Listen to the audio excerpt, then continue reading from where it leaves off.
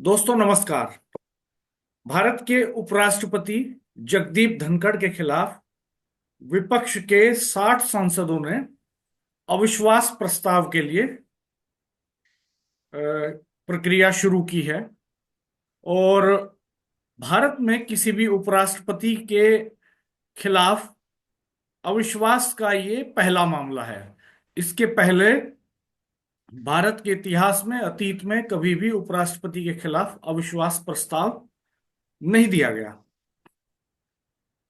हम आज यहाँ बात करेंगे इस वीडियो में कि आखिर ऐसे हालात क्यों बने और इसका भारतीय राजनीति पर क्या असर पड़ने जा रहा है। हमारे साथ वरिष्ठ पत्रकार राजेश शर्मा जी मौजूद हैं। राजेश भाई साहब, आपका स्वागत है। धन्यवाद डॉक्टर साहब और तमाम दर्शकों को मेरा नमस्कार। ये पहला मौका है जब भारत के किसी उपराष्ट्रपति के खिलाफ अविश्वास प्रस्ताव की कार्रवाई शुरू की है विपक्ष ने।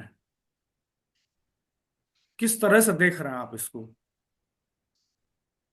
डॉक्टर साहब लगातार अब पिछले 2-3 दिन से जिस तरह संसद में लगातार बवाल हो रहा है, हंगामा हो रहा है, तो इसकी वजह तो बहुत सारी है। इसकी वजह बहुत सारी, जैसा आरोप लगाया, जैसे वहां लगातार हम देखते हैं संसद में आरोप लगता है। तो एक बड़ा आरोप ये है उपराष्ट्रपति जगदीप धनखड़ जी पर कि जब विपक्ष के लोग किसी मुद्दे को उठाते हैं, ऐसा कहना है विपक्ष के लोगों का, तो वो उन्हें बहुत ज्यादा बोलने का अवसर नहीं देते। और जब कोई हमला करने के लिए एनडीए के पास में कोई सवाल आता है, तो एनडीए समर्थक जितने भी सांसद होते हैं उन्हें बहुत ज्यादा मौका देते हैं। उसके पीछे का मतलब ये है कि जो एनडीए आरोप लगा रहा है उसे पूरा देश देख रहा है, और जो विपक्ष अपनी बात रख रहा है उसे समय ना मिलने की वजह से वो अपनी बात नहीं रख पा रहे। इस बात को लेकर लगातार विपक्ष में गुस्सा है। और मैं बता दूं, अब से 8 महीने पहले भी इस तरह की बात आई थी कि उपराष्ट्रपति के खिलाफ वो अविश्वास प्रस्ताव लाएंगे। लेकिन जो एक नियम है अविश्वास प्रस्ताव लाने का, वो नियम के अनुसार समय कम था। नियम ये है कि अगर आपको अविश्वास प्रस्ताव लाना है तो कम से कम 10 दिन का सदन रहना चाहिए। आगे 10 दिन पहले आपको सदन में बताना पड़ेगा कि हम प्रस्ताव लाए हैं। हालांकि जो इस बार लाए हैं अभी 10 दिन है, तो कल जो बहुत सारे विपक्ष के लोगों ने एक साथ साइन किए हैं अविश्वास प्रस्ताव के लिए। हालांकि ये पहला मामला है, पहले उपराष्ट्रपति उपराष्ट्रपति हैं आजादी के बाद जगदीप धनखड़, जिनके खिलाफ इस तरह, धनखड़ जी के खिलाफ अविश्वास प्रस्ताव के लिए विपक्ष ने ये प्रस्ताव रखा है। और विपक्ष का प्रस्ताव इसलिए भी है, वो लगातार आरोप लगाते हैं कि जिस पद पर जो धनखड़ जी है उपराष्ट्रपति का काम है कि वो राज्यसभा के न्यायकारी हैं, वो न्यायाधीश हैं। उनके लिए कोई दल नहीं होता, कोई विपक्ष की सत्ता नहीं होती। मैं उनके लिए मैं पारदर्शिता। राजेश भाई साहब, मैं यहाँ पर जिक्र करना चाहूंगा कि कुछ पुराने मामलों का भी। 10 दिसंबर को कांग्रेस के सांसद हैं जयराम रमेश, वो एक ट्वीट करते हैं। एक्स पर लिखते हैं वो, और वो लिखते हैं कि अविश्वास प्रस्ताव पेश करने के सिवा इंडिया अलायंस के पास कोई दूसरा रास्ता नहीं है, और वो विपक्ष को सदन में बोलने का मौका नहीं देते। इंडिया अलायंस के दलों के लिए बहुत ही दर्दनाक फैसला है ये। इसके पहले 8 अगस्त 2024 में जाएं अगर मानसून सत्र में, तो उस वक्त भी धनखड़ और विपक्ष के बीच विवाद हो गया था।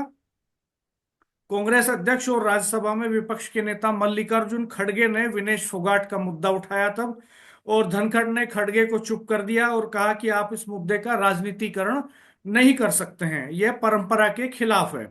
विपक्षी सांसदों ने इस पे हंगामा किया। धनखड़ ने टीएमसी सांसद डेरेक ओब्रायन को फटकार लगाते हुए कहा कि आपका आचरण जो है सदन में सबसे घटिया है। मैं आपके कृत्य की निंदा करता हूं। अगली बार मैं आपको बाहर का रास्ता दिखाऊंगा। इस पर विरोध कर रहे जयराम रमेश ने के किसी बात पर हंसते ही धनखड़ गुस्से में आ गए और उन्होंने कहा था कि कांग्रेस सांसद हंसिए मत, मैं आपकी आदतें जानता हूं, कुछ सांसद गलत टिप्पणियां करते हैं। कुछ देर बाद विपक्षी सांसदों ने विरोध जताते हुए सदन से वॉकआउट कर दिया था। इसके बाद सदन में हंगामा शुरू हुआ तो धनखड़ ने विपक्षी सांसदों के बर्ताव को अराजक और अशोभनीय बताया। उन्होंने कहा कि विपक्षी सांसदों विपक्षी जो सांसद हैं वो सभापति पद की गरिमा को धूमिल कर रहे हैं। इसके कुछ देर बाद सभापति कुर्सी छोड़ के चले जाते हैं। विपक्षी सांसद कह रहे हैं कि राज्यसभा में उन्हें बोलने का मौका नहीं दिया जाता, नियम कायदे जो है उनका पालन नहीं कर रहे सभापति। और ठीक उसी समय विपक्ष के 87 सांसदों ने 87 सांसदों ने धनखड़ के खिलाफ अविश्वास प्रस्ताव लाने की सहमति जाहिर कर दी थी, लेकिन सदन का कार्यकाल खत्म हो गया था तब, इसलिए ये प्रस्ताव दिया नहीं जा सका मानसून सत्र में। अब 4 महीने बाद जब शीतकालीन सत्र खत्म होने से 10 दिन पहले जो है विपक्ष नोटिस लेकर के आ जाता है, तो ये देखना जरूरी है कि ऐसी नौबत क्यों आई कि हालात यहां तक पहुंच गए। 9 दिसंबर को केंद्रीय संसदीय कार्य मंत्री किरण रिजिजू जो हैं, वो कहते हैं कि सोनिया गांधी का जॉर्ज सोरोस के साथ संबंध का जो मुद्दा है वो बेहद गंभीर है। बीजेपी ने आरोप लगाया कि सोनिया गांधी का संबंध जॉर्ज सोरोस फाउंडेशन के एक संगठन से है, जिसने कश्मीर को एक स्वतंत्र राष्ट्र बनाने की बात कही थी। जी 10 दिसंबर को कार्रवाई के दौरान सभापति धनखड़ ने एनडीए को यह मुद्दा उठाने की इजाजत दे दी। इसके बाद विपक्ष ने हंगामा शुरू कर दिया और सभापति ने विपक्ष को चुप करा दिया।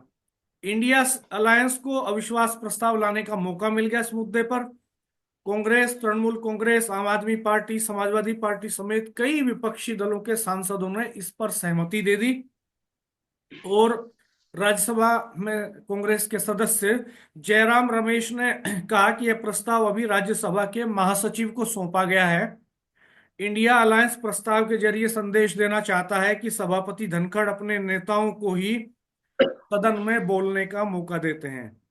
अब सवाल ये उठता है कि महाभियोग है क्या और राज्यसभा सभापति को हटाने की प्रक्रिया क्या होती है। तो इसमें बता दें कि महाभियोग शब्द का अर्थ किसी पद पर बैठे व्यक्ति को उस पद की सभी शक्तियों और जिम्मेदारियों से हटाने का निर्णय लेने में अपनाए जाने वाली प्रक्रिया से है। इसका जी जिक्र संविधान के अनुच्छेद 61, 124, 4, 5, 217 और 218 में है। जी उपराष्ट्रपति राज्यसभा के पदेन सभापति होते हैं और उच्च सदन को नियमों परंपराओं के हिसाब से चलाने की जिम्मेदारी उनकी होती है। ऐसे में राज्यसभा के सभापति पद से तभी हटाया जा सकता है जब उन्हें भारत के उपराष्ट्रपति के पद से हटाया जाए। जी जी तो जी ऐसे में 14 दिन पहले नोटिस देना होता है, एक बात तो ये है। दूसरा ये कि जब प्रस्ताव सभापति के खिलाफ विचाराधीन होगा तो वो सदन की अध्यक्षता नहीं कर सकेंगे। तीसरा ये कि वोटों की समानता होने पर अगर पक्ष और विपक्ष में बराबर वोट पड़ जाते हैं तो तब उपसभापति को वोटिंग का अधिकार नहीं है। जी तीसरा ये कि बहुमत से जो है अगर ये पास हो जाता है राज्यसभा में तो उसके बाद इसको लोकसभा में भी पास कराया जाना जरूरी है। जी जी और वहां 50% मत से ज्यादा मत जो है उनके खिलाफ पड़े, उनको हटाने के पक्ष में पड़े, तो तभी उनको हटाया जा सकता है। तो होता यह है कि अब 10 दिन बचे हैं, तो इस 10 दिन का समय सत्र में बहुत ही महत्वपूर्ण है। और इस 14 दिन से पहले ही संसद का सत्र खत्म हो जाएगा या 10 दिन में खत्म हो जाएगा, 14 दिन का समय नहीं है। तो अगला जो सत्र आएगा अब शीतकालीन सत्र के बाद जो सत्र शुरू होगा संसद का, उसमें इस पे चर्चा होगी, मुझे ऐसा लगता है। अब अगर महाभियोग आ जाता है राष्ट्र उपराष्ट्रपति के खिलाफ तो ऐसे में अध्यक्षता कौन करेगा, इसका भी प्रावधान है। तो इसमें यह है कि डिप्टी स्पीकर जो है, ऐसे में जी अगर लोकसभा में स्पीकर को पद से हटाने का प्रस्ताव आ जाता है तो ऐसे में डिप्टी स्पीकर जो है अध्यक्षता करते हैं। जी और अब मैंने बताया आपको कि सदस्यों की कुल संख्या राज्यसभा में 231 है इस समय। जी 116 सांसदों के उनको हटाने के पक्ष में होना जरूरी है, तब यह राज्यसभा से पास होगा। उसके बाद फिर ये लोकसभा में जाएगा। शायद रख दो यहीं, जी यहीं रख दो। नमस्कार, पैसे बाद में दे दूँ? हाँ बाद में, ठीक है। बंद कर देना गेट। हाँ, तो राजेश भाई साहब ये एडिट करना पड़ेगा, हमें वो बीच में वो आ गए कोई कुछ। नहीं, कर लेंगे हाँ, कर लेंगे। तो अगर जो है इस समय जो स्थिति है राज्यसभा में वो ये है कि 84 सांसद हैं राज्यसभा में इंडिया के, और इनमें से कांग्रेस के 27 हैं, टीएमसी के 12 हैं, आम आदमी पार्टी और डीएमके के 10-10 सांसद हैं। अब अगर उपराष्ट्रपति के खिलाफ राज्यसभा में प्रस्ताव पेश होता है और अन्य दलों के भी 11 सांसद प्रस्ताव का समर्थन कर दें, तो सब मिला के जो है ये 95 सदस्य होंगे, जो बहुमत के 116 से 21 कम रह जाएंगे। ऐसे में साफ है कि राज्यसभा में ये प्रस्ताव पास होना मुश्किल लगता है, संभव नहीं है, पर्याप्त नंबर नहीं है। अब अगर ये राज्यसभा में पास हो भी जाता है तो लोकसभा में जाएगा तो वहां भी पर्याप्त नंबर नहीं है विपक्ष के पास। पर गेम में विपक्ष अ, कामयाब होता नहीं दिख रहा है, तो फिर राजेश भाई साहब क्यों लेके आया विपक्ष इसको? डॉक्टर साहब, सवाल सवाल इस बात का नहीं है कि ऐसा प्रस्ताव आया। सवाल इस बात का है कि जिस पद पे इस समय जगदीप धनखड़ बैठे हुए हैं, वो राज्यसभा के सभापति होते हैं। इसमें अविश्वास की भावना है। अगर सामने वालों को ये लगा कि उनके साथ पारदर्शिता नहीं हो रही, तो सबसे बड़ा सवाल साख का है। अभी तक आजादी के बाद में लगभग 70-72 साल बाद किसी भी दल ने और किसी भी उपराष्ट्रपति पर इस तरह अविश्वास नहीं हुआ कि वो हमारी बात पे रखेंगे, क्योंकि वहां तो बहुत पारदर्शिता के साथ बैठना पड़ता है। और ये डॉक्टर साहब, ये जो अविश्वास प्रस्ताव आया है, इसमें जो विपक्षी के, चाहे आम आदमी पार्टी हो, चाहे डीएमके हो, चाहे कांग्रेस हो, तमाम जितने भी, चाहे सपा हो, जितने भी विपक्षी दल हैं, उन सबकी सहमति के बाद ही साइन हुए हैं अविश्वास प्रस्ताव पे। तो ये अलग बात है कि उपराष्ट्रपति को हटाने के लिए बहुत सारी हिम्मत का सामना करना पड़ेगा। लोकसभा से प्रस्ताव पास करना पड़ेगा, राज्यसभा से प्रस्ताव पास करना पड़ेगा। और लोकसभा राज्यसभा में इस समय बीजेपी बहुमत में है बहुत ज्यादा। तो वो तो चलो, हटना ना हटना बात की बात है, लेकिन सबसे बड़ी बात विश्वास की है कि राज्यसभा के सभापति ऐसे सभापति हुए हैं जिन पर विपक्ष के लोग विश्वास नहीं कर रहे। ये बड़ी बात है। जी। और अभी डॉक्टर साहब देखते हो, अभी लगभग 10 दिन पहले महाराष्ट्र में एक मीटिंग होती है, कपास प्रौद्योगिकी महाराष्ट्र में मीटिंग होती है, जहां उपराष्ट्रपति महोदय जाते हैं। और वो जिस अंदाज में वो कृषि मंत्री शिवराज चौहान को भड़कते हैं कि बोले किसानों की दुर्गति कर दी, किसान की योजनाएं कहाँ हैं। हमें लगता है कि उस समय ये लगा पूरे देश को कि कहीं ना कहीं जगदीप धनखड़ जी अब किसानों के साथ खड़े हो गए। लेकिन उसके बाद जिस तरह का माहौल बदला, जिस तरह किसानों में भावना आई, तो लग रहा है अब लोग ये कहने लगे इसका मतलब वो कोई सोच समझी रणनीति का कोई हिस्सा था, जिस कारण उन्होंने कृषि मंत्री को डांटा। क्योंकि जैसे डांटा, वो फिर बाद में संसद में भी और धरातल पर नजर नहीं आया। दूसरा क्या है कि उपराष्ट्रपति प्योर वो बीजेपी कैडर से हैं, एक पार्टी कैडर से हैं। वो पहले सांसद भी रहे हैं, मंत्री भी रहे हैं, विधानसभा में भी पहुंचे हैं, विधायक भी रहे हैं। जो कैडर है उनका, वो कैडर टोटल बीजेपी का है। और इसीलिए वो बात बात पे जब राज्यसभा में होते हैं, तो इसीलिए जैसा आरोप है विपक्ष का ये आरोप होता है कि वो एनडीए के लोगों को ज्यादा अवसर देते हैं, मैं इसीलिए क्योंकि एक वो एक एक बीजेपी समर्थित पॉलिटिकल है।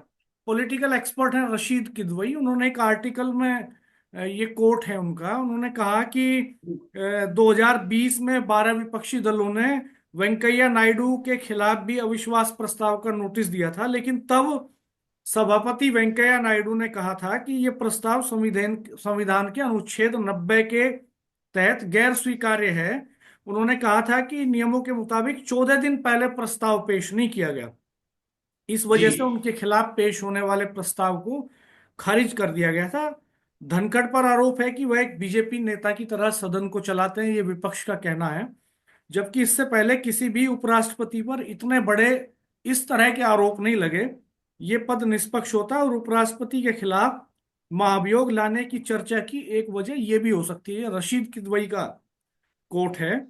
और वाकई में ये अहम बात है, अगर ये प्रस्ताव लाया जाता है सदन में और राज्यसभा में इस पर चर्चा होती है, या राज्यसभा से पास होता है तो फिर लोकसभा जाएगा।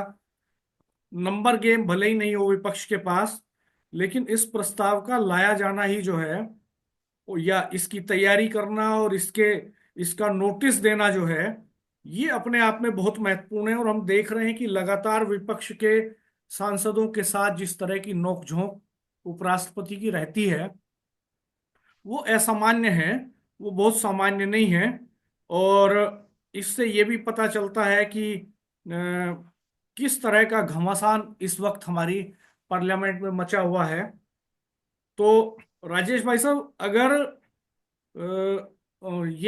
ये सत्र तो खत्म हो जाएगा, और ये जाहिर सी जी। बात है कि नंबर गेम भी विपक्ष के पक्ष में नहीं है, तो ऐसे में इसके आने वाले समय में क्या नतीजे होंगे? देखो सर, अगर अगर बोल दिया, बहुत सारे सांसदों ने साइन करके फॉर्म सबमिट कर दिया, एक कागज पे अपने हस्ताक्षर कर दिए, तो ये तो माना जाएगा कि जब अगला सत्र शुरू होगा तो विपक्ष के पास ये दिन वाला पूरा मौका होगा, जो 14 दिन पहले देना पड़ता है। और अगर ये मान लिया अब विपक्ष तैयार हो गया, तो सत्र से पहले वो तैयारी करेगा, और वो तैयारी, अपनी तैयारी, जो कानून का दायरा है, जो संविधान का दायरा है महाभियोग का, वो उसके अनुसार ही कार्रवाई करेंगे, क्योंकि उनके पास अभी समय है। लेकिन ये जरूर है कि जिस तरह की अविश्वास की भावना लोगों के बीच में है, विपक्ष के बीच में है, डॉक्टर साहब एक बार बताना चाहूंगा, ये जो जॉर्ज सोरेस का मामला था, इसको लेकर लगातार जो चर्चा चल रही थी, तो विपक्ष का जयराम रमेश ने का ये भी बयान था, उन्होंने कहा कि जब मणिपुर की बात करता है विपक्ष, तो सभापति महोदय बैठा देते हैं और उनकी बातें सुनते हैं, उन्हें समय नहीं देते हैं। लेकिन जब जॉर्ज सोरेस का मामला आया तो एनडीए को पूरा मौका देते हैं। जब 3 दिन पहले निशिकांत दुबे जो झारखंड के सांसद हैं वो इस पर बोलना चाहते हैं, और जिस तरह कल जो किरण रिजिजू जो मंत्री हैं भारत सरकार में, उन्होंने कल उस पर पूरा बयान दिया। तो उनका ये मानना है कि जब एनडीए का कोई पक्ष होता है तो खुल के समय दिया जाता है, और हमें नहीं दिया जा रहा। इस बात को लेके आम आदमी पार्टी के मुखिया अरविंद केजरीवाल ने भी इस पर आपत्ति जताई, कांग्रेस के तमाम बड़े नेता इस पर आपत्ति जता रहे हैं, प्रियंका गांधी, राहुल गांधी भी लगातार कह रहे हैं, जयराम रमेश लगातार कह रहे हैं, डीएमके के नेता कहते हैं, अखिलेश यादव लगातार इस बात को कह रहे हैं। तो महाभियोग तो आएगा, तो मेरे मुझे लगता है कि जिस तरह सरकार है पूर्ण बहुमत की, और पूरी संख्या, बड़ी संख्या एनडीए के पास है, तो वो तो नहीं हो पाएगा आने वाले समय में भी, अगर हम इन 2-4 साल की बात करें। क्योंकि जब तक चंद्रबाबू नायडू और नीतीश कुमार बीजेपी एनडीए के साथ हैं, तो इसमें सफलता विपक्षी दल को नहीं मिल सकती। लेकिन बड़ी बात यह है कि ये जो धब्बा है विश्वास वाला, ये डॉक्टर साहब बहुत बड़ी बात है, क्योंकि वो न्यायाधीश है उस पद पे जहां बैठे हुए हैं, राज्यसभा के सभापति का मतलब न्यायाधीश। वहां पार्टी का कोई गेम नहीं चलता, वहां तमाम जो सदस्य हैं वो सब एक जैसे होते हैं, वो न्यायकारी, उन्हें न्याय करना होता है। अगर जितना समय एनडीए को दिया जाए, इतना समय जो विपक्षी दल है उसे भी देना बहुत जरूरी है। किरण रिजिजू जो है, उन्होंने ये कहा है कि विपक्ष जो है वो सभापति का अपमान करता है, और उन्होंने ये भी कहा है कि नंबर गेम उनके पक्ष में है, और विपक्ष हमेशा चेयर के अपमान में लगा रहता है, वो सभापति के अधिकारों का अनादर करते हैं। सदन में एनडीए के पास बहुमत है और हम सभी को सभापति पर भरोसा है। ये रिजिजू का बयान आया है। फिलहाल मंगलवार को 11 बजे दोनों सदनों की कार्रवाई शुरू हुई थी, और हंगामे के चलते पहले 12 बजे तक सदन स्थगित हुआ, और उसके बाद 12 बजे कार्रवाई शुरू होने के बाद जब अडानी और जॉर्ज सोरेस के मुद्दे पर हंगामा चलता रहा, तो स्पीकर ने इसको आज तक के लिए स्थगित कर दिया था। और रिजिजू ने उपराष्ट्रपति की तारीफ करते हुए ये भी कहा है कि धनखड़ जी एक साधारण पृष्ठभूमि से आते हैं, वे संसद के अंदर और बाहर हमेशा किसानों और लोगों के कल्याण की बात करते हैं, मार्गदर्शन करते हैं सबका, और सभी को अध्यक्ष पर भरोसा है। वे जिस तरह से सदन का मार्गदर्शन करते हैं उससे हम खुश हैं। प्रियंका गांधी का बयान भी आया इसमें। प्रियंका गांधी ने कहा कि सरकार रोज सदन स्थगित करा रही है, और वो किसी ना किसी बहाने से चर्चा नहीं होने देते। वो कहते हैं कि मैं तो संसद में नहीं हूं, लेकिन पिछले 10 दिन में प्रधानमंत्री सदन में नहीं आए। हाँ, अडानी का मुद्दा क्यों ना उठाया जाए संसद में? आज यूपी के गांवों में जाकर देखिए, लोगों के कितने के बिजली के बिल आ रहे हैं, ताकि ये लोग पैसे बनाएं। और अमेरिका में अडानी पर केस क्यों हुआ, ये बताइए। ये सवाल उठा रही हैं प्रियंका गांधी। वहीं किरण रिजिजू ने कहा कि राहुल के अलावा सारे जो सांसद हैं वो चर्चा चाहते हैं। संसदीय कार्य मंत्री हैं किरण रिजिजू, वो कह रहे हैं कि हम सदन की कार्रवाई बाधित नहीं करते, कोई भी मुद्दा हो। सपा, टीएमसी और कांग्रेस समेत कई पार्टियों के सांसद मेरे पास आए थे, रिजिजू बता रहे हैं। वो कहते हैं कि कांग्रेस आज सभा में चर्चा करना चाहती है, सिर्फ राहुल गांधी कार्रवाई में हिस्सा नहीं लेना चाहते। शायद उनका संसदीय लोकतंत्र में विश्वास नहीं है, ऐसा सवाल उठाया उन्होंने। अब संसद परिसर में विपक्ष के सांसदों ने प्रदर्शन भी किया। उन्होंने मोदी अडानी भाई भाई के बैग लेकर के पहुंचे, और प्रदर्शन हुआ। उसके पहले राहुल गांधी जो है, उन्होंने मुखौटे लगा करके प्रदर्शन किया था। तो ये स्थिति है। और इस बीच में निशिकांत दुबे भी कूद गए हैं। उन्होंने कहा कि लोकतंत्र में मेरी आवाज दबाई जा रही है, विपक्ष मुझे बोलने नहीं दे रहा।